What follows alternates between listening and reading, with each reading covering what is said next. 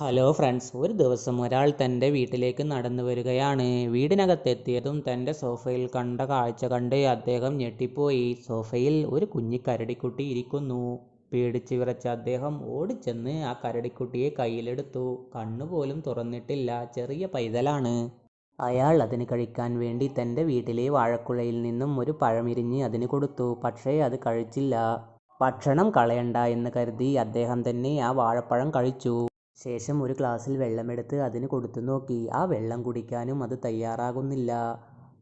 വിഷമിതനായ അദ്ദേഹം ആ കരടിക്കുട്ടിയെ കയ്യിലെടുത്ത് വീടിനകത്ത് നിന്നും ഇറങ്ങി ഓടി. കല്ലും മുള്ളും ചപ്പും നിറഞ്ഞ പാതയിലൂടെ നടന്ന് നടന്ന് ഒരു വലിയ കൊടുങ്കാട്ടിൽ അദ്ദേഹം ചെന്നെത്തി. സുരക്ഷിതമായ ഒരു സ്ഥലം തിരഞ്ഞെടുത്ത് അതിനെ അവിടെ വിട്ടു. അദ്ദേഹം തിരിച്ച് കാടിറങ്ങി വീട്ടിലേക്ക് നടന്നു. കുറച്ചു ദൂരമെത്തിയപ്പോൾ ഒരിടത്ത് കുറെ പൂച്ചകൾ വട്ടം കൂടി നിൽക്കുന്നു. ആ പൂച്ചകൾ അതിനെ ആക്രമിക്കുമോ എന്ന പേടിയിൽ വീണ്ടും അദ്ദേഹം കാട് കയറി.